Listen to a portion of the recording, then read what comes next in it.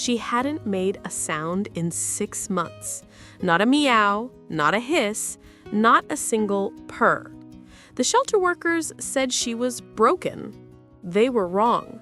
She was just waiting for someone who understood that silence isn't always emptiness. Her name was Willow, though she'd had 3 other names before that. 3 different homes, 3 different families who all said the same thing. There's something wrong with her.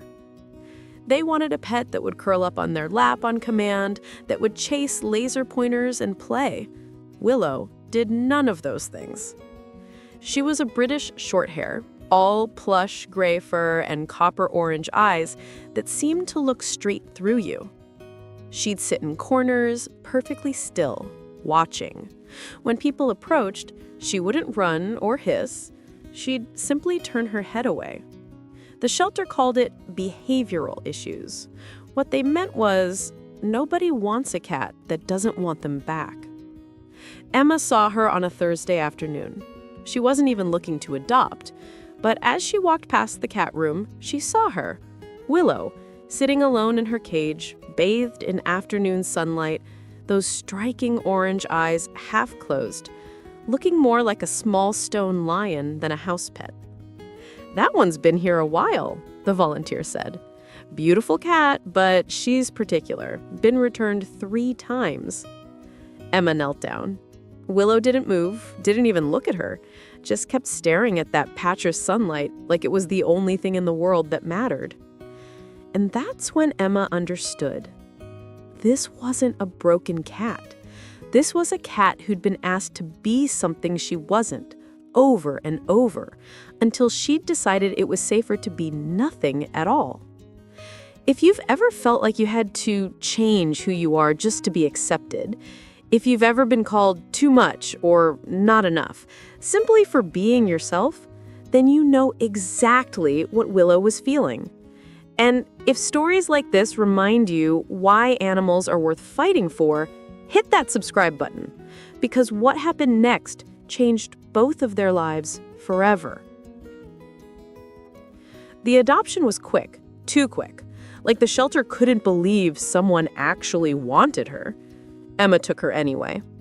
The first week was exactly what everyone predicted. Willow found a spot behind the couch and stayed there. She'd come out to eat at night when Emma was asleep and disappear before dawn.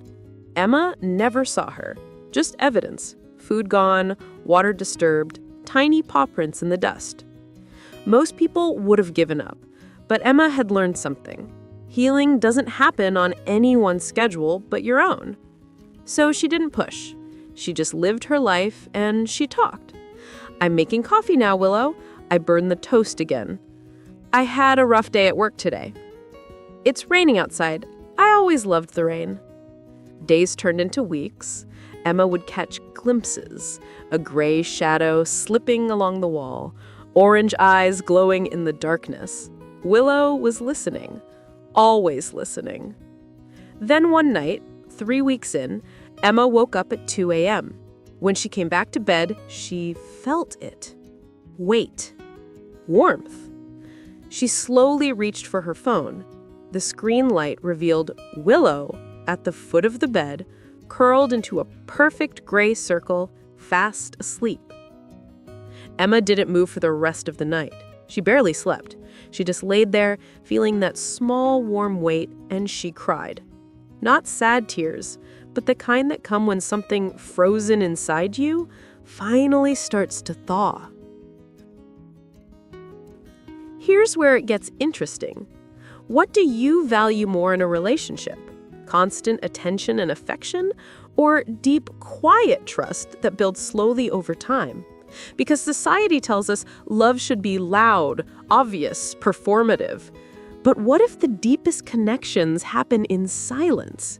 Drop a comment. Let's talk about it. From that night on, Willow slept on Emma's bed every night, not curled up against her, just there, present. During the day, she started sitting in the same room. She'd claim the windowsill, her gray fur glowing silver in sunlight, those orange eyes watching the world outside. Weeks passed, then months. Willow never became a typical cat. She didn't meow for food or play with toys, but she showed up. When Emma had bad days, Willow would be there, not demanding anything, just sitting beside her. A solid, warm presence that said, "I'm here. You're not alone." When Emma worked late, overwhelmed, she'd feel a soft weight beside her keyboard.